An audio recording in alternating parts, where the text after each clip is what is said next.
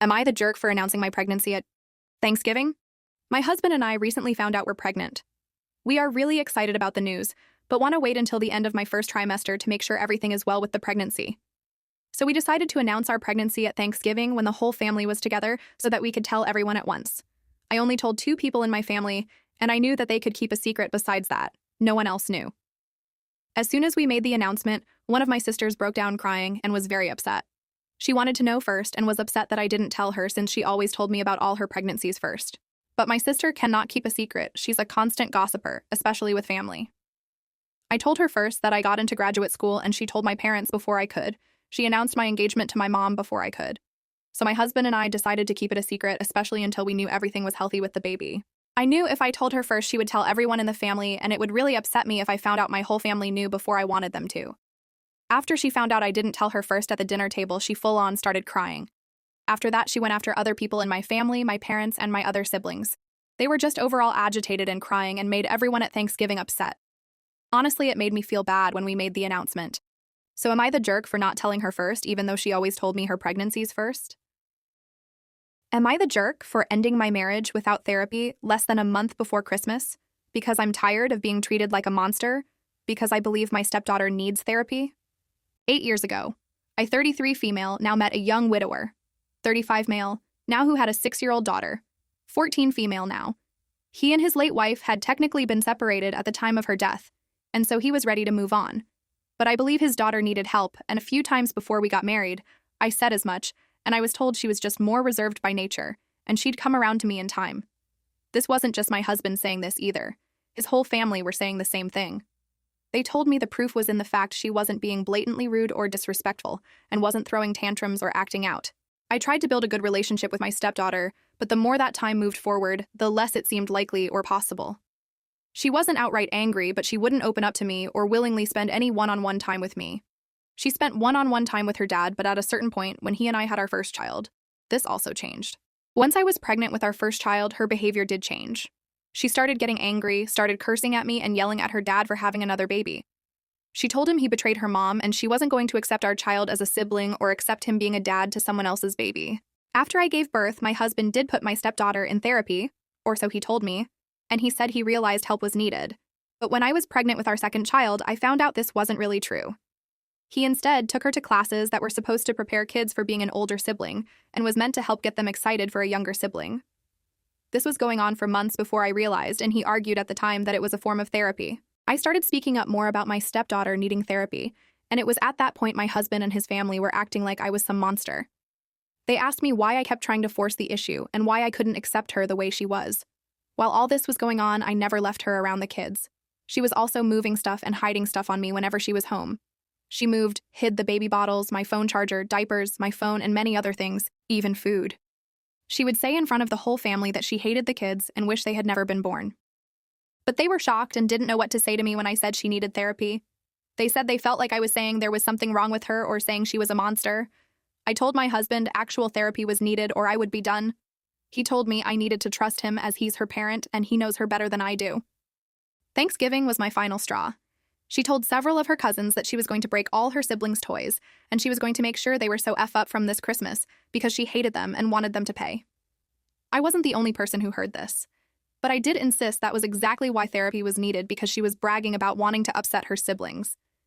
Yet again, I was the monster, though. Even my husband refused to accept she needed help. I was so tired of being the monster because I believed my stepdaughter needed therapy and a lot of therapy at this point. That night, I slept on the couch, and the next morning, I told my husband I was done. I waited for the next day because I asked my parents if me and the kids could stay, and they didn't get back to me until very late. My husband wasn't expecting me to say it was over. But I told him I was done, and I explained why. I have already filed for divorce, and to my husband, will-be ex, and his parents, that is the worst thing. They keep making a point out of leaving before Christmas, and we never even tried therapy with my husband. Christmas and not going to therapy have been sticking points, but I wouldn't go with him after everything. He already lied to me once. He and his family have been calling me a monster. And his daughter is giddy about terrorizing our children, which he has zero issue with.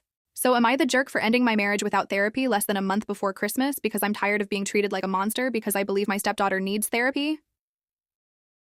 Am I the jerk for refusing to attend family functions now that my father's affair child is being invited to them?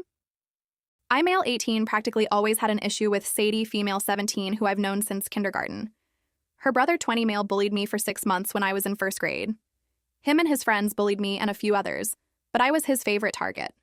My mom got involved, and he got in a lot of trouble, especially when he was bullying younger kids. After her brother got in trouble, Sadie turned on me, and she has been persistent. My mom was in and out of each school I went to, making sure I was in different classes than Sadie, and that the school didn't let Sadie get away with bullying me too. She didn't stop. At least she didn't stop until we found out my dad is her biological father, which was 10 or 11 months ago. Which brings me on to finding out my dad cheated on my mom, and my parents are almost at the end of their divorce now. Dad has tried so hard to stop it when she was pregnant with me. Sadie's mom wasn't married, but she was with Sadie's brother's dad, and they got married when Sadie was 2. Sadie thought he was her dad too, but he didn't treat her the same. And I have been told over and over to be forgiving and compassionate because the exclusion and verbal abuse she got from her dad made her lash out. I was pissed when I found out. I was pissed at Dad for doing that to Mom. But of all people Sadie he had to make? Yeah, I made it clear to everyone that Sadie might have the same biological dad as me, but I would never be her brother, and I still hate her, so she can F off and leave me alone. My dad's family aren't talking to him either.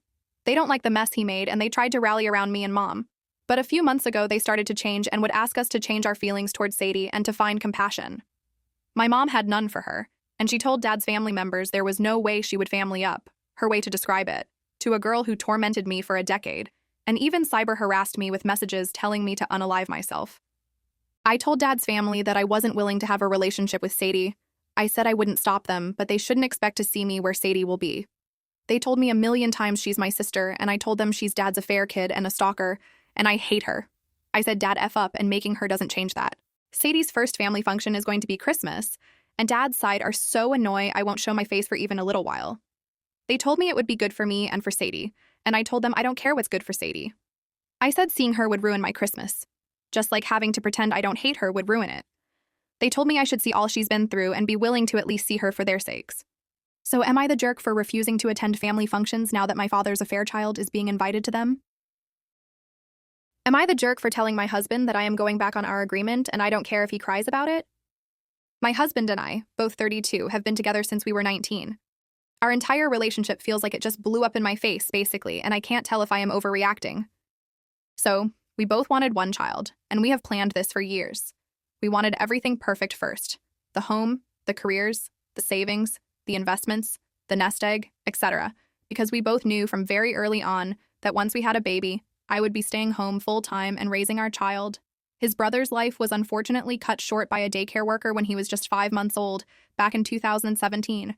So daycare wasn't an option, basically, and we need to make sure our ducks were in a row so I could stay home and be a full-time parent. 2 years ago, we were sitting on $500,000 in investments, a few nest eggs and different types of savings and bonds accounts. We bought the house, we even bought a damn boat. Everything we planned for fell into place finally, and we started trying for a baby. We now have a perfect 4-week-old daughter. I have been out of work since I was 5 months pregnant due to placenta abruption, but otherwise everything went fine. She is perfectly healthy, was a good weight, and I bounced back from the delivery fairly quickly because of how much of a support system my husband was. He did more than his fair share, while still working full-time. Which is partially why I cannot tell if I am being dramatic or if this is hormones or PPD or whatever. Like, I am legitimately livid. So basically earlier this afternoon, I get a phone call from DHHS to go over health insurance options and whether or not the baby is eligible for state insurance based off our income. I had already given DHHS all of our information, social security numbers, DOB, etc., when they called yesterday and was just waiting for all our information and assets to be pulled. Anyways, she calls and says we aren't eligible because my husband makes too much money and that we will need to add her to our private insurance. Absolutely no problem at all. I kind of figured that anyways. But then she offhandedly mentions that my husband is making $10,120 monthly gross and that the cutoff for state insurance is $7,130 monthly gross. Well, here's the issue. For months, my husband has been telling me that he only makes $6,000 a month after taxes. So I get off the phone and I log into my husband's computer and into his banking, and sure enough, his monthly take-home is bordering around $8,500. He is transferring everything over $6,000 into an account I didn't even know existed. So I call him out on it, and he breaks down and tells me that he just wanted something that was only his. Please keep in mind that all of my money has always gone into our joint account that he uses on a daily basis. So he is hiding money from me so he can have his own money while plugging away at mine. Over $45,000 he has sitting in that account. while telling me last week that we couldn't have steak for dinner because spending $38 on 2 steaks was a waste of money. So, I told him I am putting the baby in daycare and going back to work because obviously I need to safeguard myself if he is hiding away money.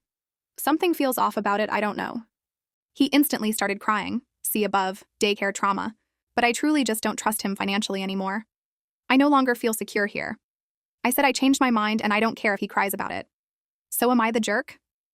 Thank you for watching. Like and subscribe for daily Reddit stories. All rights belong to the original author. This video is for narration and entertainment purposes only.